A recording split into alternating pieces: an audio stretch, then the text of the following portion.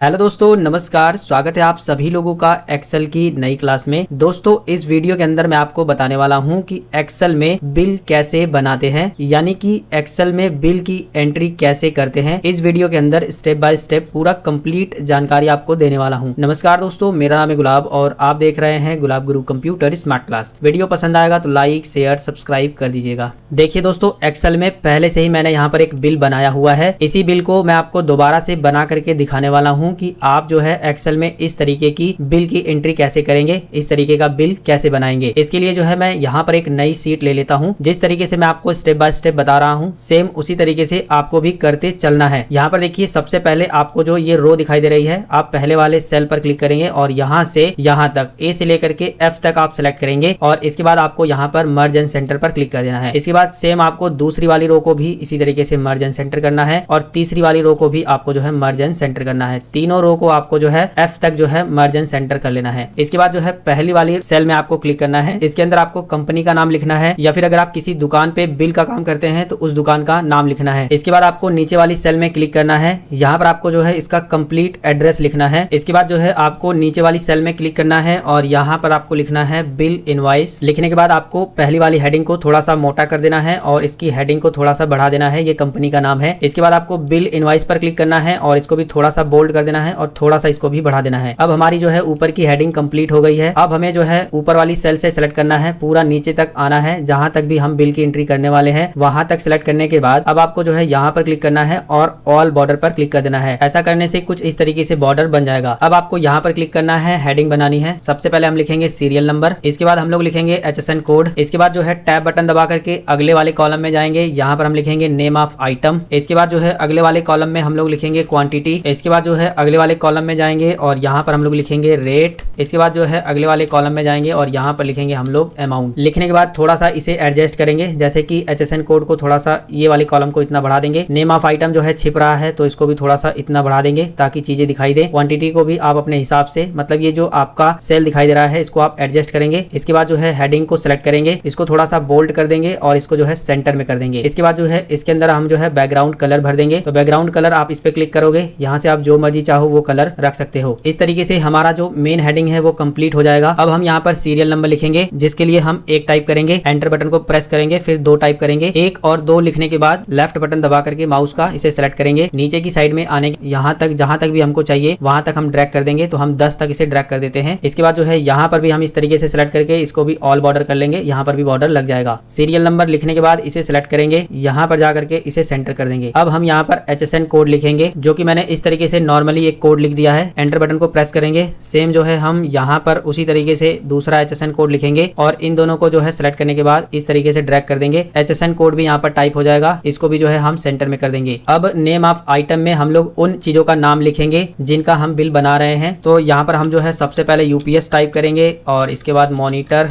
Keyboard, mouse, pen drive, hard disk, memory, USB cable, RAM, motherboard. जो भी item का आप बिल बना रहे हैं वो इस तरीके से आइटम आपको लिख देना है। इसके बाद आपको क्वांटिटी में जितनी क्वांटिटी आपने सेल की है वो यहाँ पर जो है डालना है। तो UPS हमने जो है 5 पीस सेल किया है, मॉनिटर जो है हमने 7 पीस सेल किया है, कीबोर्ड भी इसी तरीके से डाल देंगे, माउस भी डाल देंगे, pen drive, hard disk, memory, USB cable, RAM, motherboard. Quantity डालने के बाद अब आपको जो है रेट पर क्लिक करना है। एक UPS कितने रुपए का आता है वो रेट यहाँ पर आप लिखेंगे 1250। मॉनिटर जो है 3500 रुपए वाला है, कीबोर्ड जो है 350, माउस 150, पेन ड्राइव जो है 350, हार्ड डिस्क जो है 3500 रुपए की, मेमोरी जो है 320, USB केबल 120, रैम जो है 450, मदरबोर्ड जो है 4050। इतना करने के बाद जो है अब आपको यहाँ पर अमाउंट कैलकुलेट करना है। 5 पीस हमने सेल किया है, एक पीस का दाम 1250 रुपए है, तो इसका और इसका जो है गुणा कर देंगे तो अमाउंट आ जाएगा। इसके लिए जो है सबसे पहले आपको इक्वल बटन को प्रेस करना है, बराबर का निशान लगाएंगे, इसको सेलेक्ट करेंगे। इसके बाद एस्टेरिस्क का साइन लगाएंगे, यानी स्टार वाला, इसको गुणा का भी सिंबल बोलते हैं। इसके बाद जो है इसको सेलेक्ट कर देंगे। समझ में आ रहा है? सबसे पहले आपको जो है इक्वल बटन को प्रेस करना है। इसके बाद जो है इसमें से किसी भी एक को सिलेक्ट कर लेना है। इसके बाद गुणा का सिंबल लगाना है और दूसरे को सिलेक्ट करना है। इतना करने के बाद आपको एंटर की को प्रेस कर देना है। अब इसी तरीके से आप इन सभी का भी निकाल सकते हो, या फिर एक सबसे आसान तरीका है कि आपने जो है एक का निकाल लिया है तो उसको सिलेक्ट करने के बाद जब आप माउस पॉइंटर को यहाँ पर लेके जाओगे तो प्लस जैसा बन जाएगा, जैसा कि आप देख सकते हैं। इसके बाद जो है आपको माउस का लेफ्ट बटन दबा करके नीचे की साइड में ड्रैग कर देना है। ऐसे खींच करके छोड़ने से सभी का जो है ऑटोमेटिक निकल जाएगा। यहाँ पर आपको ज्यादा ज्यादा मेहनत नहीं करना पड़ेगा, ये सबसे आसान है। इतना करने के बाद अब आपको थोड़ा सा नीचे आना है, इन दोनों को सिलेक्ट करना है और यहाँ पर मर्ज एंड सेंटर करना है। इसके बाद इन दोनों को सिलेक्ट करना है, मर्ज एंड सेंटर करना है। इसी तरीके से एक बार और मर्ज एंड सेंटर करना है और एक बार और, 4 आपको जो इस तरीके से मर्ज एंड सेंटर कर लेने हैं। इसके बाद यहाँ से लेकर के यहाँ तक सिलेक्ट करना है और यहाँ पर क्लिक करके आपको ऑल बॉर्डर कर देना है। अब इसके अंदर हम लोग लिखेंगे टोटल अमाउंट। इसके बाद जो है इस वाले बॉक्स के अंदर हम लोग जो है इसका टोटल निकालेंगे। तो टोटल निकालने के लिए आपको मैं 3 तरीके बताता हूँ। सबसे पहले तो आप यहाँ पर क्लिक करेंगे, इसके बाद होम टैब के अंदर यहाँ पर आपको ऑटो सम का ऑप्शन मिलेगा। आप जैसे ही इस पर क्लिक करेंगे ऑटोमेटिक जो है सम का फार्मूला लग जाएगा। बस आपको एंटर बटन को प्रेस करना है, ऑटोमेटिक जो है टोटल सम यहाँ पर निकल जाएगा। दूसरा तरीका यह है कि आप यहीं पर क्लिक करेंगे, अल्ट के साथ इक्वल बटन को प्रेस करेंगे। अल्ट के साथ जैसे ही इक्वल बटन को प्रेस करेंगे ऑटोमेटिक सम का फार्मूला लग जाएगा। आप जो है एंटर बटन को प्रेस कर देंगे तो भी काम हो जाएगा। इसके बाद जो तीसरा तरीका है वो मैनुअली है। आप इक्वल बटन को प्रेस करेंगे और यहाँ पर लगाएंगे सम का फार्मूला को एक्टिव कर लेंगे क्लिक करके या फिर टैब बटन को दबा करके। इसके बाद जिसका भी आपको सम निकालना है इस तरीके से सेलेक्ट करेंगे, ब्रैकेट को बंद करेंगे और एंटर की को प्रेस करेंगे तो इस तरीके से टोटल जो है सम इसका निकल जाएगा। इसके बाद जो है हम इसके अंदर लिखेंगे डिस्काउंट 10%।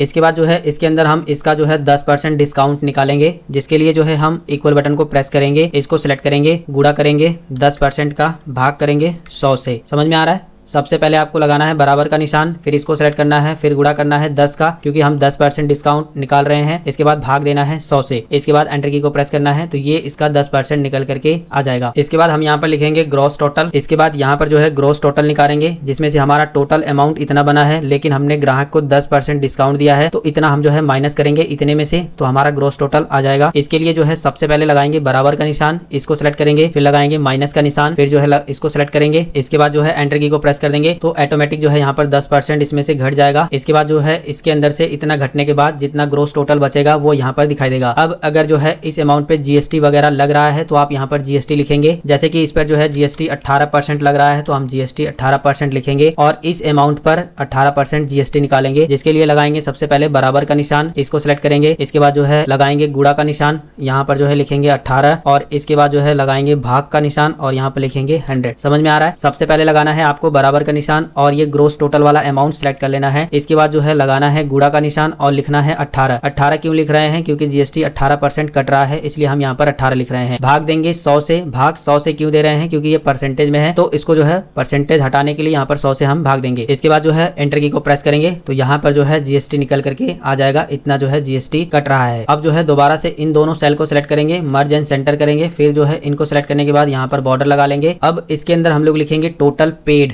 हमने लिख दिया है टोटल पेड अमाउंट। अब जो है ग्रोस टोटल को और जीएसटी दोनों जोड़ करके यहाँ पर लिखेंगे, क्योंकि ग्रोस टोटल हमारा जितना हमने सेल किया है वो बना है और इसके बाद जो है इस पे जीएसटी 18% लगा है तो इसको भी इसके अंदर जोड़ करके इतना जो है हम कस्टमर से पैसा लेंगे। इसके लिए लगाएंगे बराबर का निशान, सबसे पहले इसको सिलेक्ट करेंगे और लगाएंगे प्लस का निशान और इसको भी सिलेक्ट करके जोड़ देंगे, एंटर की को प्रेस कर देंगे तो इतना जो है टोटल पेड अमाउंट बना है। तो इस तरीके से आपका जो है एक्सेल में बिल का एंट्री कंप्लीट हो जाएगा। अब जो भी आपने इसके अंदर फार्मूला लगाया है, अगर आप यहाँ पर क्वांटिटी और रेट बदलते भी हो तो ये ऑटोमेटिक चेंज होगा। जैसे कि 320 रुपए की जगह मैं जो है अगर 120 रुपए कर देता हूँ और बाहर क्लिक करता हूँ तो देखिए रेट भी चेंज हो गया है और इसके बाद देखिए यहाँ पर भी अमाउंट वगैरह सब चीजें चेंज हो गई है। ऐसा इसलिए हो रहा है क्योंकि हमने ये फार्मूले से काम किया है। अब एक बार जो है जब आप यहाँ पर फार्मूला लगा दोगे तो आपको बार बार फार्मूला लगाने की जरूरत नहीं है, बस आप यहाँ पर रेट और क्वांटिटी को चेंज करते चले जाओगे, ये सारा कुछ जो है ऑटोमेटिक कैलकुलेट होता चला जाएगा। तो उम्मीद करूंगा कि आपको अच्छे तरीके से समझ में आ गया होगा कि एक्सेल में बिल कैसे बनाते हैं, बिल की कैसे एंट्री की जाती है। अगर आपको ये वीडियो पसंद आया है तो इस वीडियो को लाइक करिए, अपने फ्रेंड्स एंड फैमिली के साथ इस वीडियो को शेयर करिए। चैनल पे अगर नए हो, अभी तक चैनल को सब्सक्राइब नहीं किए हो तो चैनल को सब्सक्राइब भी कर लीजिएगा। अगर आपके मन में कोई सवाल है तो आप हमें नीचे कमेंट करके पूछ सकते हैं। मिलेंगे फिर एक नई वीडियो में एक नई जानकारी के साथ, तब तक के लिए जय हिंद, वंदे मातरम।